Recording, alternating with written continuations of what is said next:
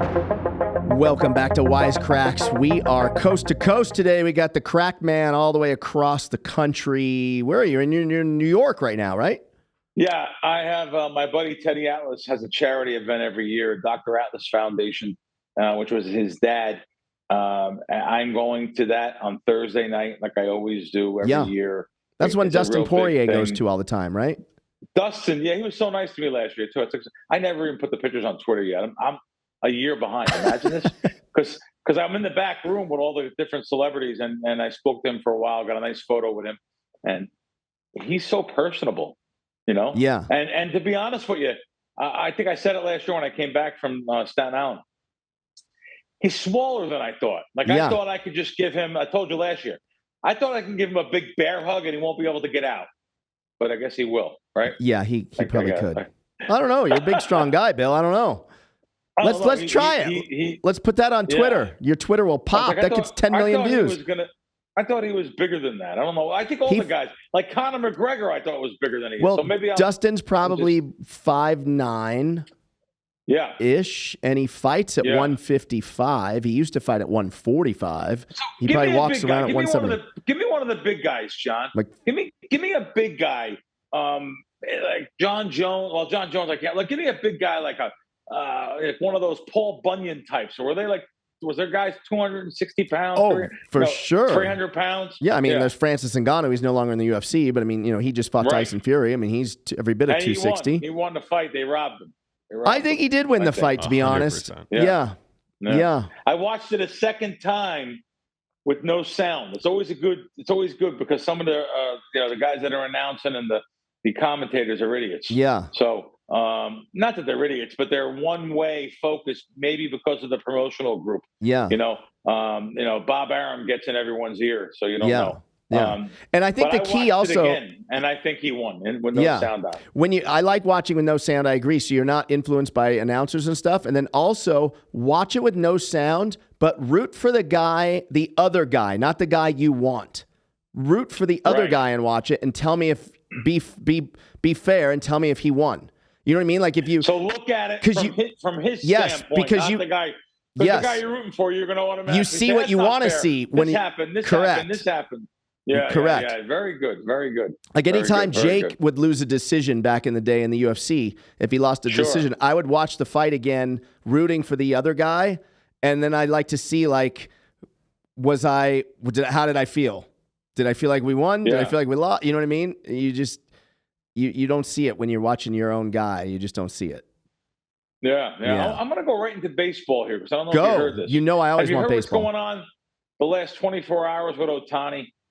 He mentioned he wants to. He's open to going to the Atlanta Braves, which is never going to happen. The Yankees are bidding on him now. The Mets are actually in talks with him now. I asked a buddy of mine who's here who really knows baseball, and I was like, "How come the Angels aren't re-signing him?" And he said, "It's just not the market anymore. They're actually." You know what he said? It made me feel old. He goes even Trout might be on the downside of his career. Trout downside. Yeah. I always think he's a kid. Right. I guess he's been in baseball 8, 9, 10 years. Wow. He's been. I disagree though. I mean, he does get hurt a lot.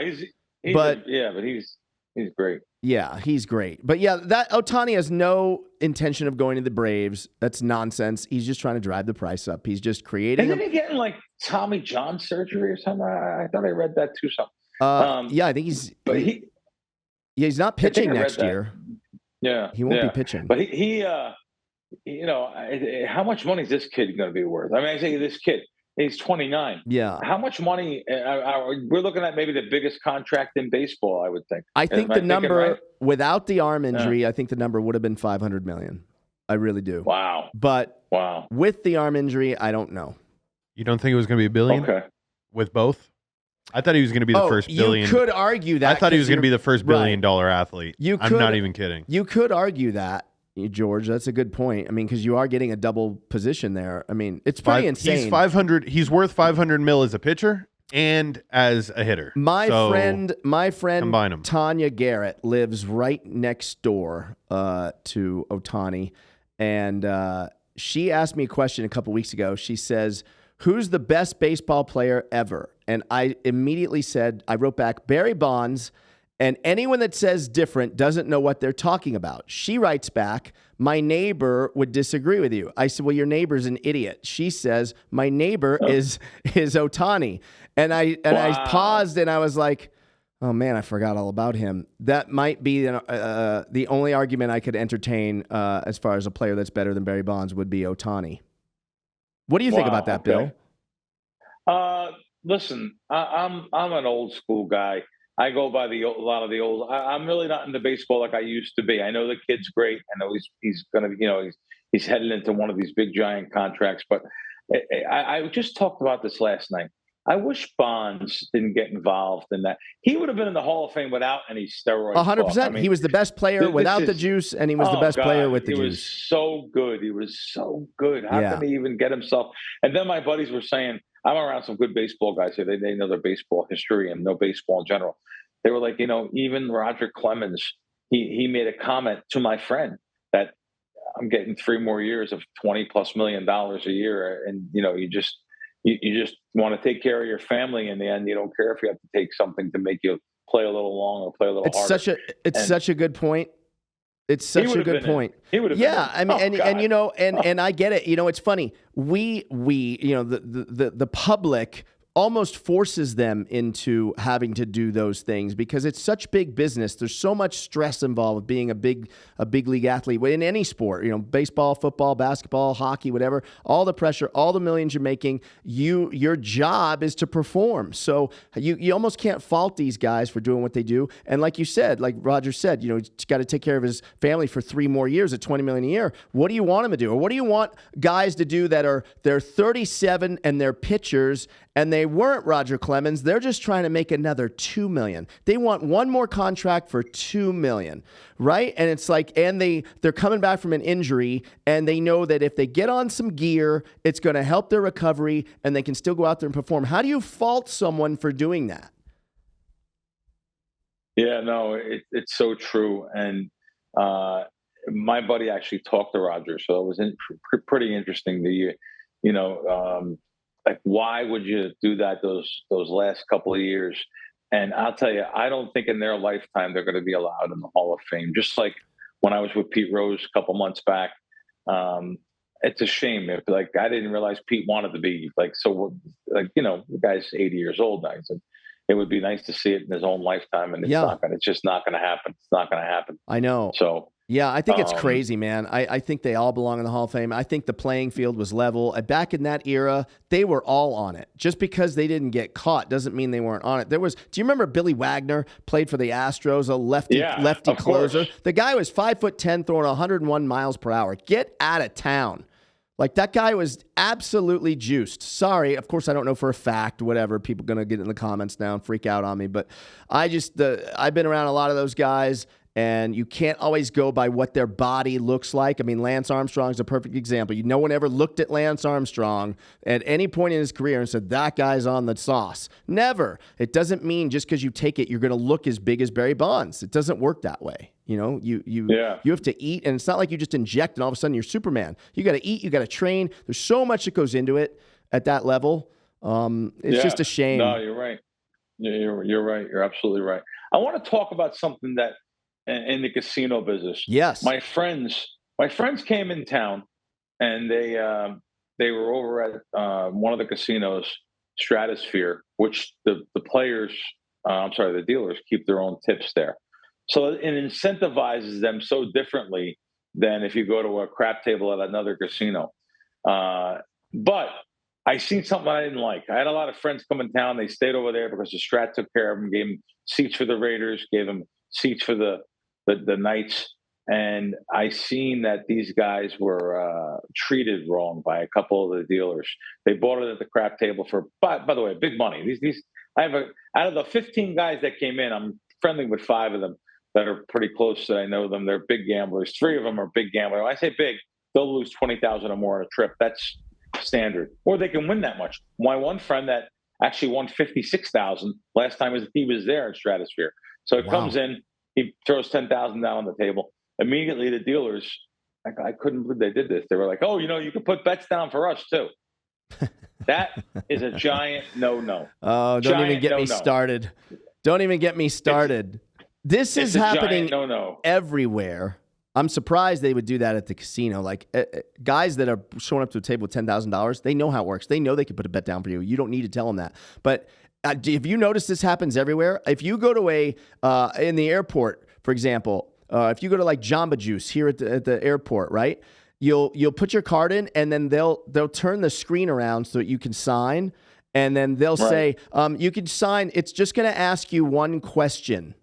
Have you seen this? And the question is, did you want to tip? And the default they set it at is 25%. They don't even set the tip default at 15 or 20. They set it at 25. So they're basically saying you can sign, but first you have to answer this question. And they put you on the spot. You have to pick which percentage you want to tip, or you could push no. And you feel like a jerk if you push no. Have you noticed this anywhere? Have I noticed it? Yesterday, I was at the Las Vegas airport, and I noticed that what's the pretzel place? Wetzel Pretzel. Auntie Anne's. Oh, Auntie Anne's. Auntie Anne's pretzels. Auntie Anne's, I ordered just one pretzel. That's just a plain pretzel. I already had a bottle of water. Yeah. And when I went to go pay, you get the screen that says 15, 20, 25%. It doesn't even say no tip. Right. There's a little tiny X that you could X out. I'm getting a to-go pretzel. Right. And that's their whole job. Of these companies. Yeah. I'm sick of these companies asking people to tip on to-go food. I'm sick of it. Yeah. I'm absolutely sick. Pay your employees more money. This is a way to shake down America. I'm sick of it. Yeah. And I'll tell you what, you're talking to someone that tips out thousands, plural, thousands per month. I love tipping in restaurants, maitre d's, valets, anyone. I'll just tip people on the stupid things. I love tipping. Yeah. But I am not going to tip when I'm asked to tip on to go something. Totally agree. If someone's really nice and they're expediting the food or something, I'm going to tip anyway. That's just what I do. I give the girl a couple bucks, whatever. The guy a couple, whatever it is. If someone hustles extra, I'm a guy that goes in a restaurant and says, your busboy's unbelievable. I'm going to give him 20 separately. Right. You know, then you're 25%. And crack, how about this? Yeah. Here's the kicker on top. They want the tip before they've done the service. So, right, you haven't done anything yet. So now it's a leap of faith. I'm going to tip you, 25%, hoping you do everything and it's expedited quickly and we have a smooth transaction? Like, that's crazy. It's crazy. Out of control. Don't even control. But going back to our subject was the casino. Yes, I'm sorry. They buy in, and you said something good, John. Very good. You said they already know the tip. If they show up with $10,000, they know. $10,000. They know what they're doing. If and when he wins, not right away. You know what I mean? Yeah. I just didn't like seeing it right in front of me. Yeah. It's such a negative feeling already. They're asking for tips right at the beginning. That's a big no in the gaming business. You normally have a lot of break-ins in these type of places too. This was a experienced female, by the way. Wasn't even a male. Experienced female. Because guys, they knock around a little bit, acting like they're going to help you or something, or show you something more, or save you money. But this was a female that she was very brazen. Came right out and tried to get a tip. I just didn't like it. And you know something else? I said it on another show earlier in the week. When you're done playing at whatever table you're going to, whatever casino, make sure you check your rating too. Because these floor people, they're overwhelmed by different tables. And it's not like years ago when you had a crap table, you have a box person sitting down box, a floor person behind them watching that table, and then you have a pit boss in the pit controlling the whole pit. That's not the way it is no more. There's no floor person behind you. There's no box person sitting down. Yeah. The game protection is terrible. They can get crews of mechanics coming in, robbing all these break-in joints, especially, for sure. So the game protection now in this business, they're trying to cut corners so much and trying to make so much money. And by the way, they're busier than ever. You can't go by how the economy is doing by walking through a Las Vegas casino or even Atlantic City casino on the weekend. You're talking these places Atlantic City's getting 30-some million visitors. Vegas gets 40 40-some million a year. They're at their all-time peaks right now. Try to get a room at a casino on the weekend on the Las Vegas Strip for under like $300 a night. It's impossible. It's unbelievable what's going on. Yeah. I agree. It's a good. I put a video up about this week, actually, John. I've been putting a lot of videos up on Twitter. Put a video up of actually a car driving down the Las Vegas Strip. It was sped up a little bit, but the car driving down the Las Vegas Strip there. Here it is. George just pulled it up. Yeah. There, look at the music. Wow.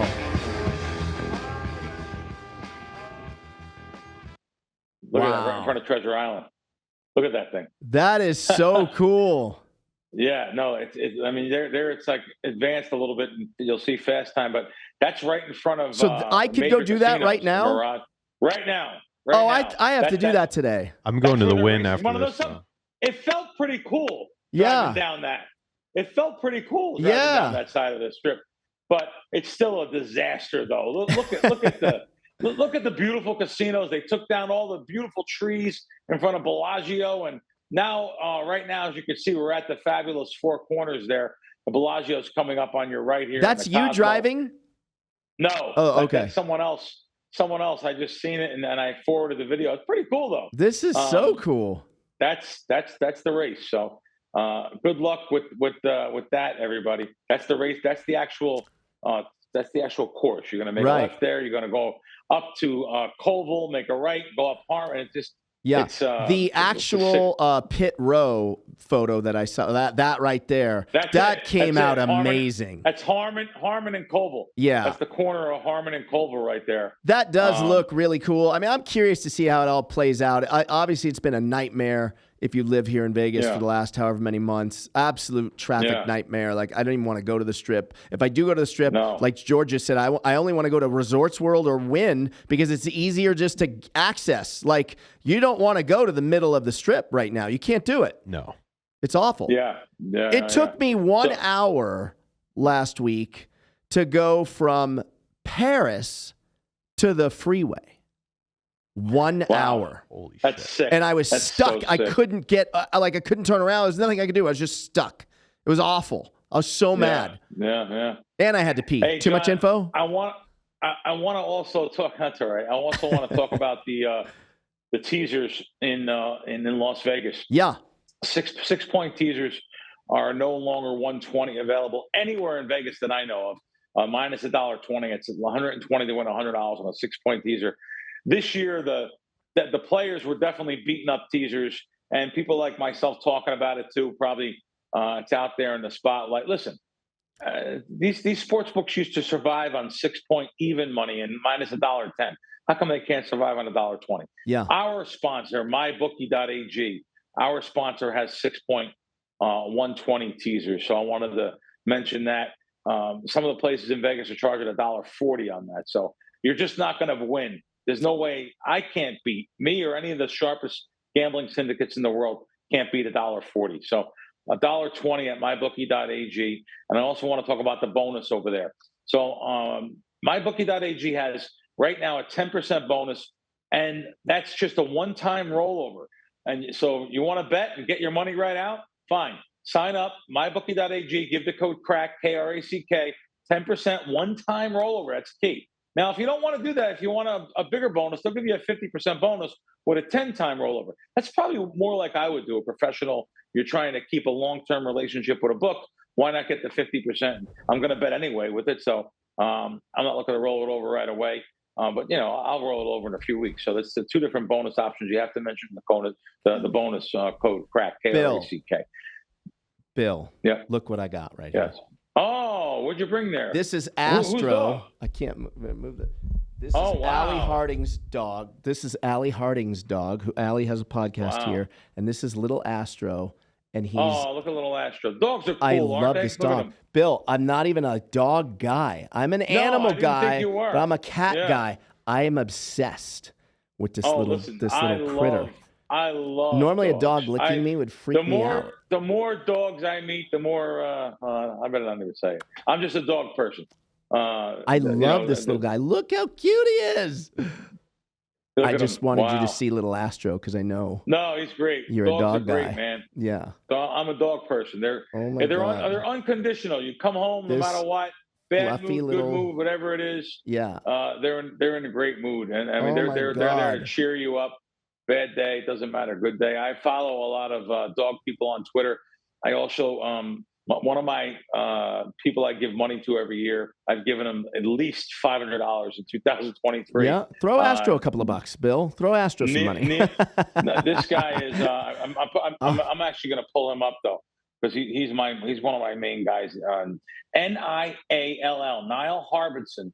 Harbison. He is on Twitter and he goes around feeding dogs all over the Philippines. I'm going to read you this thing. Our mission is to save 10,000 dogs a month living in Thailand. It's Thailand. That's where he's at. I'm sorry.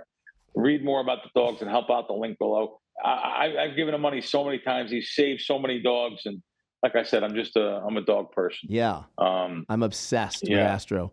The other thing, the thing you brought up about my bookie is getting the money out.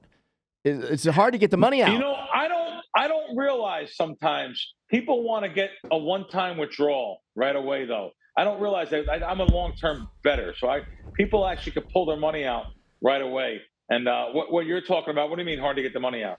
Just since sometimes when you make deposits, you can't just get the money, like because of the bonus. You know, when you take the bigger bonus, you can't just get paid right away. Well, it's hard. It's hard to reach a rollover. That's why my bookie has come up with this program, one-time rollover. That's so great. You know, you send $1,000, you get $1,100. Yeah. If you make 5 bets of $220 each, you're qualified after that week. If you want to take your bonus after that day, if you want to take your money out with the bonus, you could take it out. So it's actually a really good program. Deposit $2,000 and you get an extra $200. It really is a good program. Going on to a couple other things. I'm going to go on to a couple of my tweets there to tell the show George, because I put up a couple tweets. I'm going to go to the one that just got 156,000 views. We talked about it on our show too last week. The casino policy that Pala Casino has about not paying people. You'll see it there. Now that one, George, but that one got 156. You know what they're going to do though? I just wanted to show the next one. You'll see the jackpot policy, a photo of it. I took a photo of it there. That is playing with someone else's card. If you play with someone else's card, you and your spouse sitting down, she hits the button, even though your card's in, they're not paying you over there. Ridiculous. We talked a little bit about it last week. I want to hit on it again. I want to just keep on embarrassing them for that. Scroll down to where it says this guy, and you see a guy walking through the casino. Actually, go on the you clicked on the go back. There you go. Now go down about 3 or 4. I'll tell you when to stop. Go right there. That one got 163,000 views. That's real simple. That's just, you could follow the hustlers, and I'm following a hustler there. I never show his face. And you can follow them, and they'll tell you everything you need to know about advantage gambling. As you can see there, you can play a little clip of it. I just follow the guy there. All I'm doing is following him around, and he's going to all the different advantage machines. So you don't have to even know yourself what you're looking for. Just follow him. Go up to the machines he's going up to, take a picture, study them at night, realize why he's going up to the machines, what he's looking for, what kind of bonuses he's looking for. By the way, these kind of crews are in every casino, not just Pala, that was Temecula, that was Pachanga. They are all over Las Vegas. I think MGM just threw a lot of hustlers out though. So besides MGM casinos, they'll tell you everything you need to know about advantage machines. And it really does work. It really does work. Oh God, I'm up tens of thousands this year. Maybe 20,000. I did hit a couple. You know, I'm up more. I'm up like 30, but I hit a couple jackpots that were like over 5,000. Really? That you're not supposed to hit. So I hit 2 of them. You're going for them just in case, but I wasn't going after that bonus. I was going after a different bonus. Just so happens I hit one of the medium to the top jackpots. That's the reason why you play these things. Like there's a machine out there right now that you look for with the bonus on 20 spins or higher. That the main bonus though is $1 million plus progressive jackpot. You're going for the 20. So you're going to win $100, $200, but someone's got to win $1 million sooner or later. And God forbid you hit that, you get the $1 million plus. So that's really what you're going for. I wanted to just talk about that. I thought that was interesting. So the next tweet down. Go ahead. I was going to say, when are we doing another Arizona trip or something? That was fun. Yeah, I want to do that again. That was fun. No, we got to do that again. You're absolutely right. Going down a couple more tweets. There's one about the parity continues in the NFL. This is unbelievable. Look what happened last weekend. Well, first of all, everyone said like the 49ers were ridiculously big favorites to win the Super Bowl. And that's the field goal there where Cleveland actually beat Baltimore there in a last-second field goal. And Baltimore was a pretty big favorite, and everyone thought Baltimore's been rolling. They beat Detroit by like 30. They just have been beating up teams really bad. So everyone's saying, "Oh my God, they're going to win the Super Bowl. I got to bet them now." Well, it's already in the line. It's baked in the line, so too late. But let me tell you why maybe you shouldn't even do that. Look at last weekend. Like I said, I'll start that over again. San Fran, they were 5-0. Everyone said, "Oh, they're the best team in football by far." After 5 games, people had them winning the Super Bowl. Now, of course, they went on to lose the next 3 games. So 5-3, of course, now they just won last week. They beat Jacksonville, who people thought Jacksonville were playing so good. They were over across the pond playing so good. And, of course, now Jacksonville has proved that maybe they're not the best team in football. San Fran just crushed them after losing those 3 in a row. The Ravens and the Bengals, these were the 2 hot teams. The Ravens and Bengals, everyone said, wow. These 2 teams, they're going to be favorites to win this. I got to bet them. They're my favorite team to win the Super Bowl. Well, look what happened. The Ravens and the Bengals both lost last week. Yeah. So, again, parity continues. And let me just tell you something. It looks like Philly, Kansas City, and maybe even Dallas. There you go. I was hoping you were going to say that. I was just about to mention Dallas, and then you said, I got to tell you something. I thought you were going to lead with Dallas, and instead you said Philly. But I'm glad you acknowledge the Cowboys look good, Bill. Dak looks real good. Philly's got a lot of tough games here coming up, second half of the schedule. Last 5-6 games are real tough. Dallas does too, though. But Dallas' schedule is a little bit easier than Philly. Yeah. The bad thing for Dallas is that Philadelphia just beat them up. Not beat them up, 28-23, I think it was. I see Gridiron Junkies host George Carmona behind the deck shaking his head to everything you're saying. At the Cowboys? Yes. Or was that not a Cowboy shake? Was that a Philly shake? Yeah. Well, it's just like you don't want to be the talk of the town too early, like how Bill's saying. Everyone's being if you're the talk of the town right now and everybody's got you circled on the schedule, it's not the spot you want to be. A team that was the talk of the town early, but has kind of faded into the hedges a little bit is the Lions. And they're at 11-1 right now on my bookie to win the Super Bowl. Cowboys 9-1. At my bookie? Yeah, so Cowboys are teetering in that talk of the town, but you guys also beat Tommy DeVito, who still has his mom fold his clothes. Right. His mom came and brought, she had cookies in the locker room and milk for them. Yeah. What are the Bengals right now? I was going to ask what the Bengals were. Are they 11-1? The Bengals currently are 13-1, close to 14-1. Ooh, I like it. They went up a little. They went. Yeah, they lost last week, and they should have lost that game last week. Yeah, but I still think they're dangerous. If they just all they got to do is get to the playoffs, and Joe's dangerous. No, do we agree on that or no? Yeah. What do they got the Eagles at? What are the Eagles there? The Eagles are at 5-1. 5-1. They're plus 490. 5-1. Yeah, plus 4. And that's 5-1. Yeah, same. Interesting. So you know what? I'm not a futures guy. I don't bet a lot of things for the future. I just think that the markets are so juiced. I'd rather bet money lines when it comes down to playoff time. Sometimes you can get a better ROI than betting one of these futures. And I had a buddy tell me. Like it, sorry, Bill. I'm sorry. Go ahead. Sometimes what? No, sometimes you actually, if they get down to the Super Bowl, a lot of times when or get down to the playoffs, I mean, you're better off, seeing as soon as that Super Bowl MVP comes up. You want to bet maybe the quarterback rather than sometimes the money line. And we'll talk about that later in the season. Though. What did your buddy do? My buddy, I watch every weekend over at Doghouse at Resorts World, and it's the same crew. It's usually me, Gio, sometimes George Carmona, and my buddy Alex. Alex is a New Yorker, but he says get on the Texans. Any shot there at 100? I want to say they're like 150-1. Do you give them any shot? No. No. I don't. Even though I like the kid. He's a great quarterback. He's his first year in the league. He did throw in I think he threw an interception there late, but I actually like the kid. I think they're going to be great one of these days. The team as a team, but I don't see Houston going far. The better off you can maybe make a bet. Will Houston make the playoffs? Yes or no? A lot of the sports books have that type of bet. Something else I put up, John. My last tweet that I put up involves John Orlando. You probably don't even know. Let's see. Did you retweet this? It got us 53,000 views, by the way. Did I retweet gambling it? I probably should have asked you to retweet it.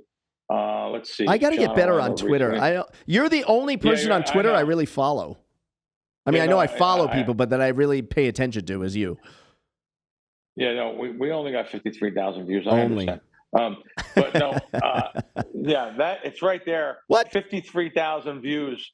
Gambling is so accepted now, fashionable. It's fun. It's the in thing. It's also out of control. I said we'll eventually see a big fallout. 53,000 views, lots of responses. That's from the Wisecracks show, sponsored by mybookie.ag. I love it. Really, really good tweet about what's going to happen here. It's not just going to be the degens.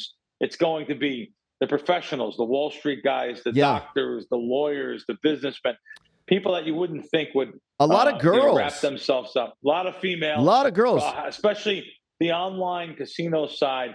The females are really getting their share of the online gambling at nighttime when the lights go off, the kids are put to bed. The husband goes to bed and the wife's on the couch pretending she's watching TV. So it happens. It happens to the best of us, and I understand it's real addictive. So I just want people to know the online casinos. You guys shouldn't even be playing, in my opinion. It's instant gratification, and you want to chase. You put. Let me just try 20. Let me try 50. Maybe 100. Next thing you know, you're losing paychecks. So I would stay away from the online casinos, in my opinion. Bill, did you happen to catch this clip of Dana White from Theo Von? You know the comedian Theo Von? Yeah, I know he was just at Theo Von's podcast, and Dana goes all in on the CEO of Peloton. Have you seen this? It is hilarious. I didn't tell George ahead of time. I probably it just I'm gonna watch it, dawned on me. You've got to see this. The CEO is he basically you have it? Can you play it? Yeah. Watch this, Bill. Go, let's see it. All right.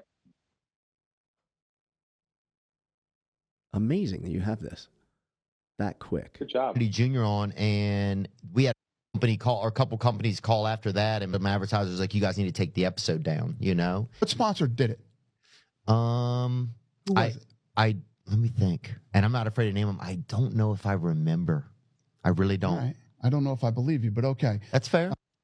Peloton was we just got an update. It was Peloton? Was the band, was the people who wanted an ad out, Peloton. And meanwhile, you have RFK. So Peloton. Yeah. What do they sell? Fucking bikes? The stationary bikes? Yeah, dude. Peloton sells stationary bikes, and they got a problem with Robert fucking Kennedy. Fuck you, Peloton. Who the fuck are they? Yeah, right? Are you fucking kidding me? Yeah. Fucking Peloton bitching about Robert Kennedy. Yeah, dude. You want to go nowhere? Who's the CEO of Peloton? I want to see this fucking guy. I want to see this fucking lamb, dude. Hey, you know what gets you further than Peloton? Hitchhiking. Okay. How about that, dude? Barry McCarthy. This fucking wiener schnitzel, huh? Let's see Barry McCarthy. Oh, my God. Oh yeah. Oh, fucking yeah. Barry McCarthy looks like that guy. 100%. Look, if you're just listening at home and you're thinking of what he looks like, you're right. He looks like a douchebag. Yeah, dude. 100%. Where's he from? Oh, yeah. He looks like somebody that eats his own skin a little bit at a time. You gotta love, like Dana tells it like it is. Yeah, and you gotta love that. It's okay, you cut it, but send Bill the whole thing because Dana goes on to say, "Wait, don't we have Pelotons in the gym here?" And he calls someone in, Craig Borsari, who's I think the number 2 guy over there at UFC or 3, whatever it is, and he goes in and he's like, "Yeah, we have Pelotons in the performance center in the PI." And Dana goes, "Not anymore. We don't. Rip them all out. They're coming out today. Let's throw them out. Get rid of them. I want them out." And he literally took them all out. You gotta love that. Oh, it's great. It's great. He's great. He's great.